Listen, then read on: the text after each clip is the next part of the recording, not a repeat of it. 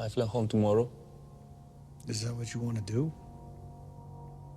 You come all this way, have one bad day, and you're ready to back down?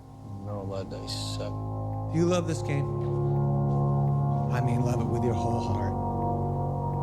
Because if you don't, let's not even bother. Let's not open that door. They're just gonna slam it right in our face. I love this game. I live this game. And there's 1,000 other guys waiting in the wings who are obsessed with this game. Obsession's gonna be talent every time. You got all the talent in the world, but are you obsessed? Is it all you ever think about? Let's face it, it's you against you out there. When you walk on that court, you have to think, I am the best guy out there. I don't care if LeBron's playing. So let me ask you again. Do you love this game? Yes. Is there a newborn kitten purring in here right now? I couldn't hear you. Do you want to be in the NBA? Yes! Well, let's make that happen. Never back down.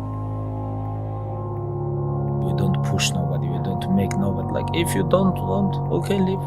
Like, even yesterday, I was talking with them. It was Saturday, and everybody complained about they tired. What you want? All week you was work hard. End of the week, if you don't tired, this is good question. You have to worry about yourself. But this is Saturday. Your 6th day, you work so hard. Of course you're gonna tired. Tomorrow rest, and Monday we're gonna begin one more training. If you don't want, go back to Dagestan and stay with your mom. She's gonna give you every day good breakfast. You don't do nothing. Stay there. But if you come here, don't complain. You wanna become best. You wanna become champion. And now you wanna say like you tired? Who cares? You tired or not? Nobody care about you. Even you, if you're gonna watch fight, you just watch fight. They walk out inside the cage, they fight, and they leave. You don't know what happened behind the scenes. This is not your business. Nobody care about this. Yeah. He was tired, he have personal problem, family. Nobody cares. You don't know, like, you just see how he fight and he go. Yeah. And for this one, you have to train so hard. If you don't want, halas, go back to Dagestan. Nobody gonna ask about yourself. If without you or with you, there is always gonna be champions. With your name, this is your choice. You wanna put your name there? Okay, work hard. No, bye-bye. Okay, so once you get your goal structure set up, you think, okay, if I could have this life, it looks like that might be worth living. Then you turn down to the micro routines. It's like, okay, well, this is what I'm aiming for. How does that instantiate itself day to day, week to week, month to month? And that's where something like a schedule can be unbelievably useful. Google Calendar. It's like, make a damn schedule and stick to it. Okay, so what's the rule with the schedule? It's not a bloody prison. That's the first thing that people do wrong. They say, well, I don't like to follow a schedule.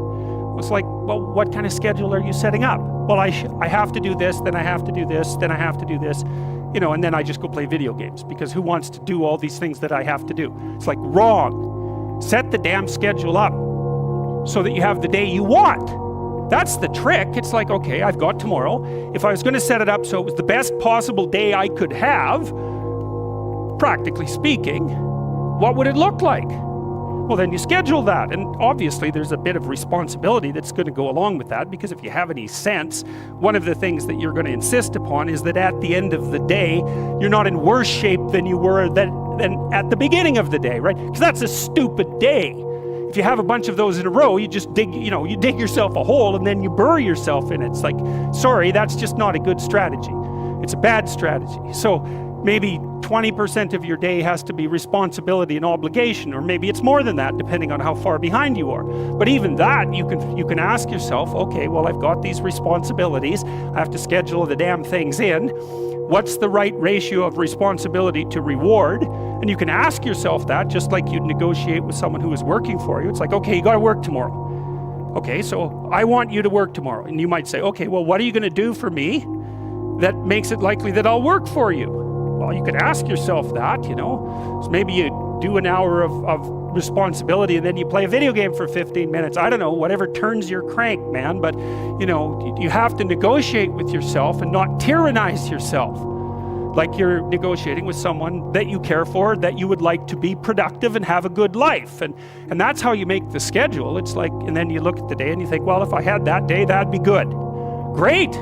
You know, and you're useless and horrible, so you'll probably only hit it with about 70% accuracy, but that beats the hell out of 0, right? And if you hit it even with 50% accuracy, another rule is, well, aim for 51% the next week, or 50.5% for God's sake, or because you're going to hit that position where things start to loop back positively and spiral you upward.